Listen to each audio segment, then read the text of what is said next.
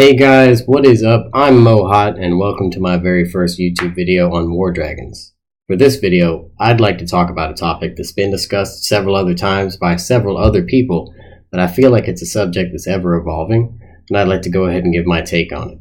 This topic is of course base design, and I'd really like to go over base design more for lower levels, as I feel like that's going to make the biggest impact on players out there in the game today. If I can catch you early on and teach you the proper way to build a base, I can keep you on the right track for being extremely powerful relative to your level. Now that's not to say that if you're a slightly higher level, or even a 200 plus, that this guide can't be useful, but I'm going to try to start with some super low levels and give an idea of tower placements that you can use through your various level and progression throughout the game. So when you first start the game, you're probably not going to be looking on YouTube for guides. But, not to cut you out entirely, let's take a look at a base that you can design around level 20. Now don't worry about the level of my towers. Obviously you're not going to be up here yet, but rather just focus on the layout. You're going to want to keep your base extremely short really early on. Really as long as possible. Short bases are strong bases, and short bases also make it really easy for a newcomer to defend your base. If you've only got, the 10 buildings that make up this front island, chances are pretty good the defender is going to get some of the super shots on towers that you actually want to use. And that's a no-brainer, guys. Another great thing about this short of a base is that you can boost this base pretty much indefinitely. So what I mean by that are these two, tower and attack and tower HP. I find that if you play often and you destroy everything while you fly, you'll get a bunch of chests, as well as just seeing these in normal drops, as well as event prizes and other sources, and they all add up, honestly, guys. I've just watched this number slowly go up over time. As you can see, I've got about 2,300 of each of them. I've recently tried to boost 2 islands at once. That's really not working out for me so well. I've got a bunch of them to play with, so I'm going to continue this and I'll let you know how it works out. But you can definitely boost the 1 and increase your numbers. Boosting 2, I feel like I'm slowly losing those resources, those boosts to add to it, and I just don't like using them if I know I'm slowly losing them. Definitely recommend at least boosting the 1 island, though. Always your front island where all the damage is done. So early on it'll be this island, later in the game it'll be this island, and even farther than that you'll start, the farther you progress in the game, the farther out your main battle's going to move, and that's the base or the islands you're going to want to boost up. So for now, let's keep this first island only. Remember, we're talking about level 20 or so, and at 20 or so you cannot build an ice turret or a fire turret, so let's get rid of those. I know you got a cannon. I know you've got these mage towers. You should have these mage towers. Put them out here.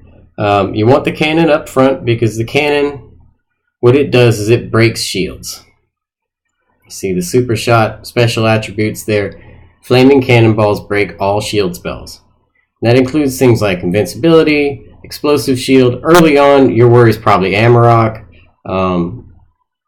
but you've got some other dragons out there.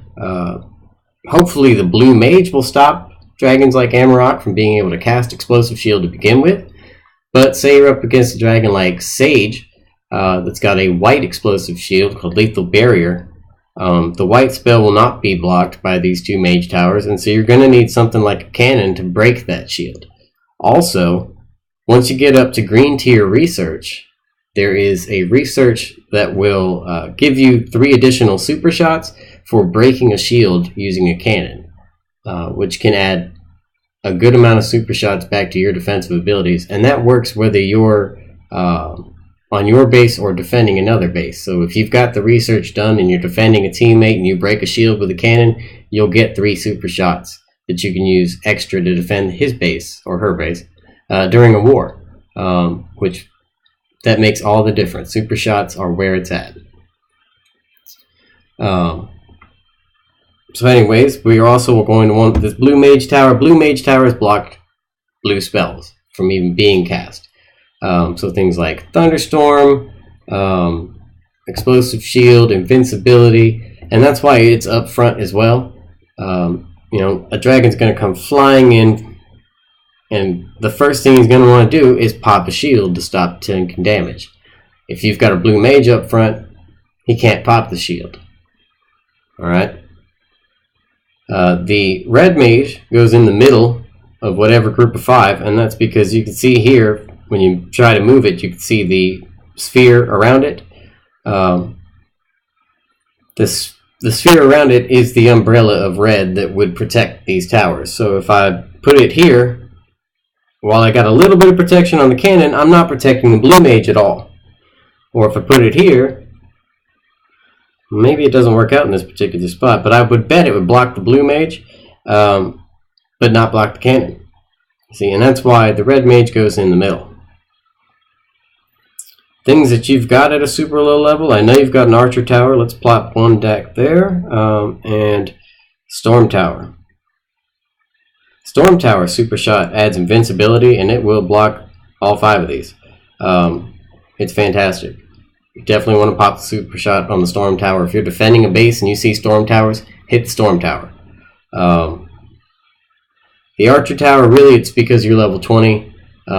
Archer tower is the first defensive tower in the game, so I know you've got one. It's probably at a decent level. I'd go ahead and use it. The last spot back here. This last spot. You can put whatever you want there. Whatever is the strongest tower that you've got left, you can put there. I personally would probably put a red mage here. Do I not have one? Oh, that's right. They're all out here. I personally would put a red mage here. And the red mage being placed here blocks spells like Canaris's Earthquake from being hit on your farms. Or Death Gaze, some of the other red spells, Chain Lightning, that could do some serious damage to your farm. So by having the red mage there, you're going to help protect them. So that is the base setup that I'd use at a low level. Definitely don't want to see you leave this front island. If you've already progressed past this, just put some towers in storage. Come back to just the one island, and if you're under level 45, you should be just a single island.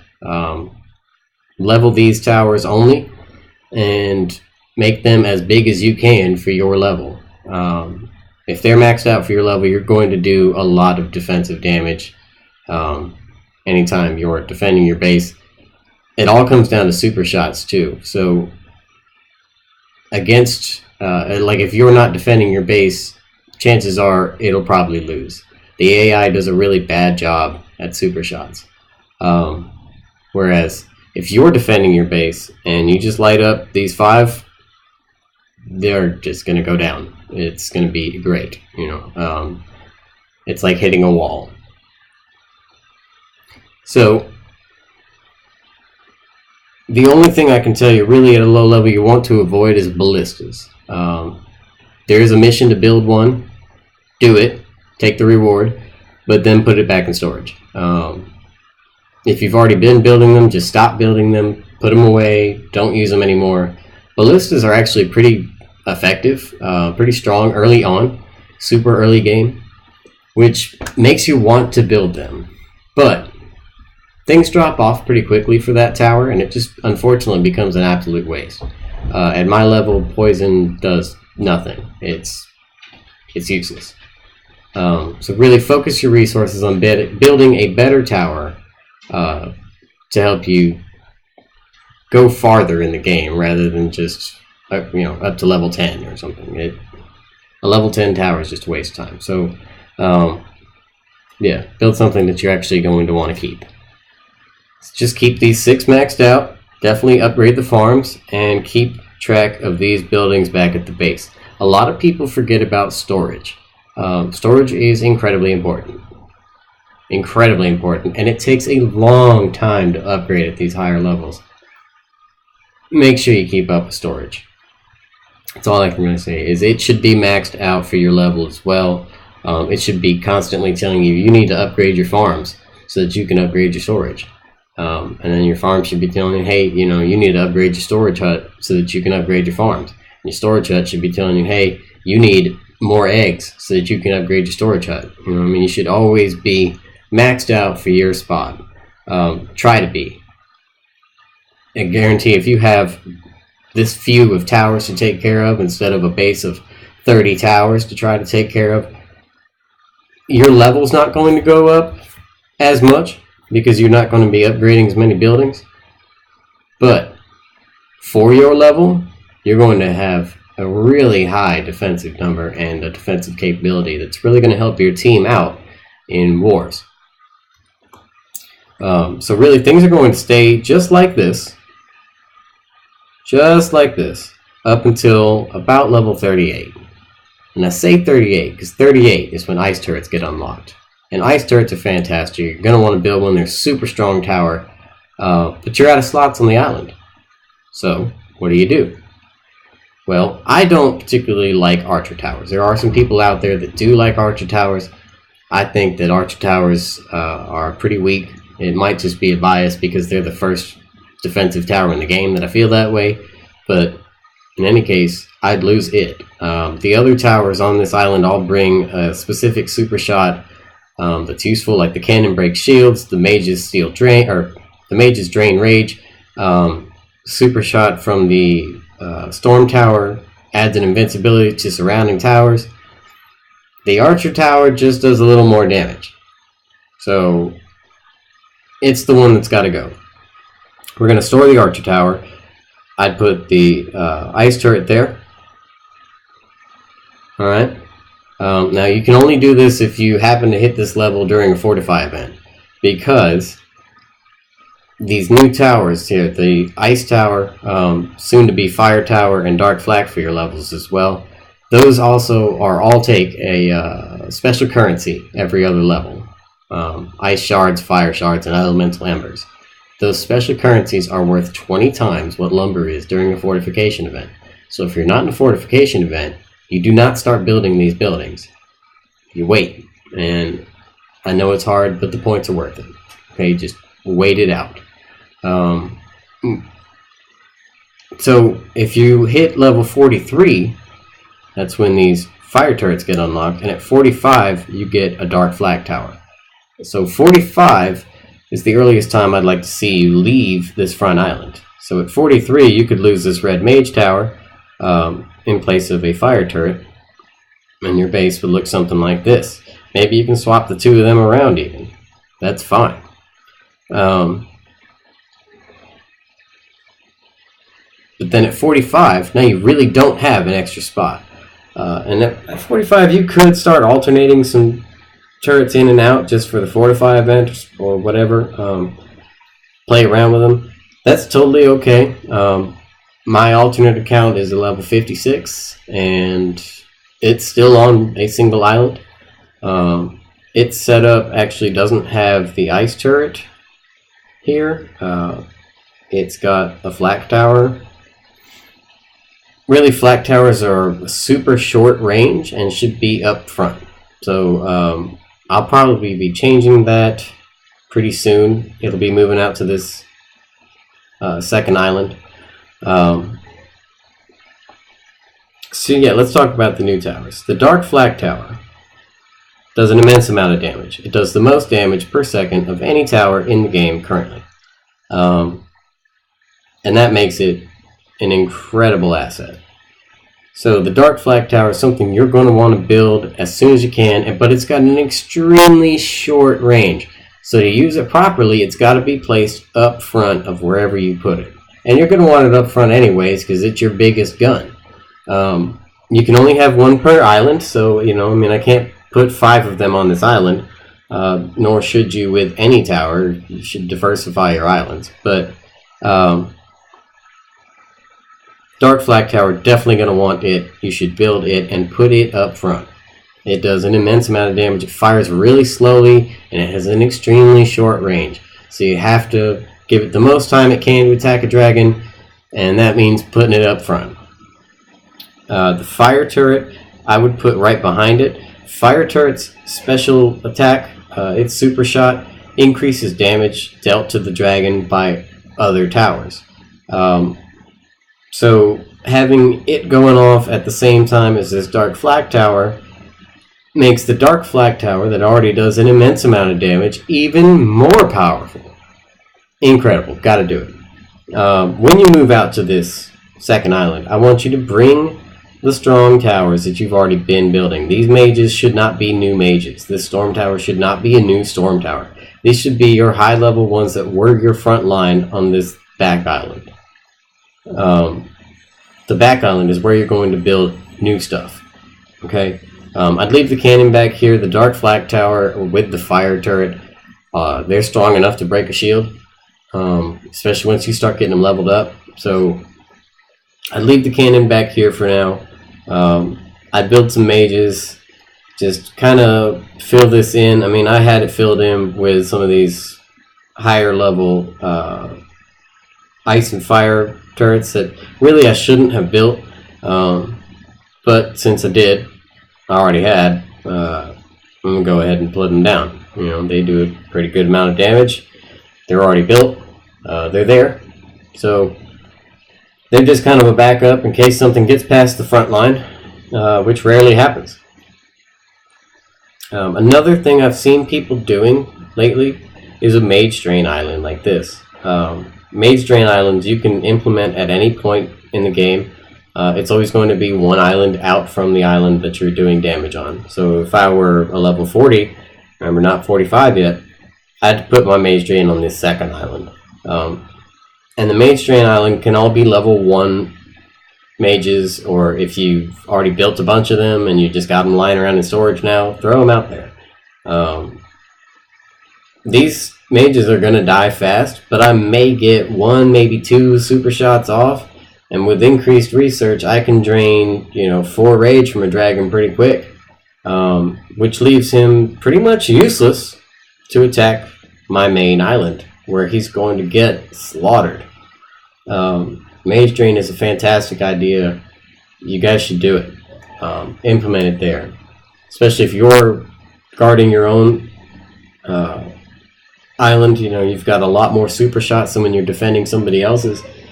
It doesn't hurt you at all to try to hit all 3 of those mages, and maybe you'll get 1 or 2 shots off. Then I've still got 5 more to light up this back island, and dragon's going down. Alright? You're going to be in this configuration, the 2 islands, for a very, very long time. So it starts as early as 45, and you'll be here probably till at least 200, possibly somewhere around 300. And that's just because you're going to only max out your front island. Once these have hit level 50, which is currently the highest in the game, you start leveling the towers back on this statue island.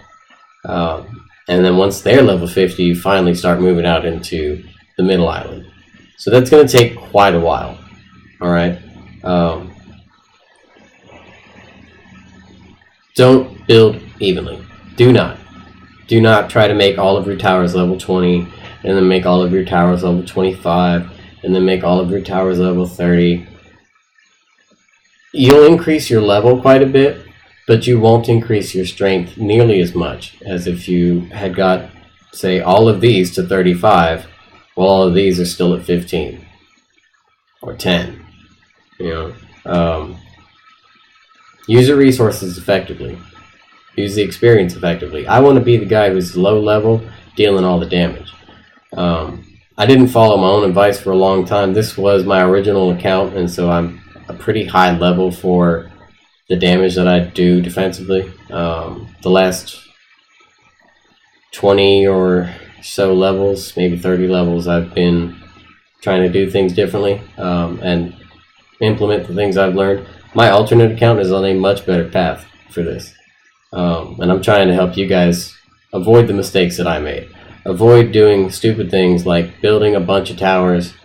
Avoid leveling a bunch of towers that you find out you don't need later in the game. This is a pretty solid layout, and I don't see it changing much.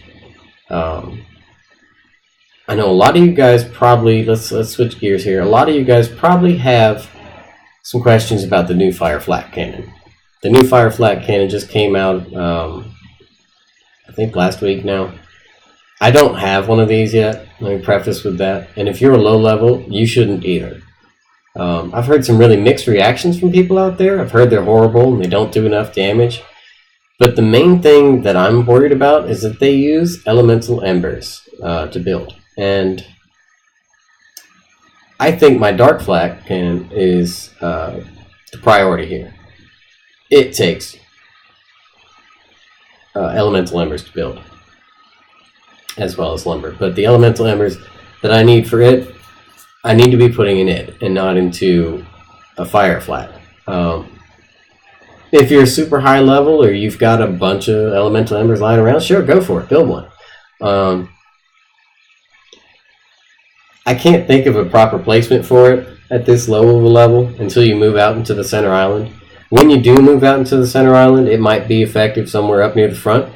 Again, it's going to reduce damage dealt from the dragon to your towers by 50%. So that means your Dark Flak cannon can shoot longer. So I'd probably put it somewhere around like this middle spot here. I would think would be a good spot for it. Maybe for Red Mage to be there, so maybe I'd put the Fire Flak back here. Blue Mage up front. Flak Tower. Dealing all the damage. So, in theory, the Fire Flak cannon could be useful. But I've heard a lot of higher level players saying that it just doesn't do enough damage. It's not useful enough. It doesn't help them. That spot may be better used by a bigger defensive turret instead of a Fire Flak. I feel the same way about totems. I think the totems are kind of a waste of time. I think that a building that takes up a spot in your base and reduces the damage dealt to by one type of dragon could so much be better used as a building that deals damage to every type of dragon. As well as those totems, again, take elemental embers, and elemental embers are rare enough that I need to save them for my Dark Flaks. The Dark Flak Tower is going to do so much more damage that I need it for that. I really do. That's a much smarter way of spending such a limited resource. However, there is a place for totems. That place is storage. But aside from that, you can use them to help you with points during a fortification event, should you need to. They do not give you any experience for building, so if you were to try to avoid leveling your profile while still getting major points for your team, Totem is not a bad way to go. But I think it's just a waste of those resources, really. It doesn't make you level up, but I'd really just rather spend it on the Dark Flak. So anyways, guys, I hope that this has answered some of the questions you guys have had. Let me know in the comments if there's something that I missed, something that you'd like to know. Please, guys, give me a like, hit that subscribe button. I'm going to be coming out with more great videos with a ton more information. Leave a comment below. Let me see what you'd like to see in a future video. Thanks for watching, guys. I'll see you next time.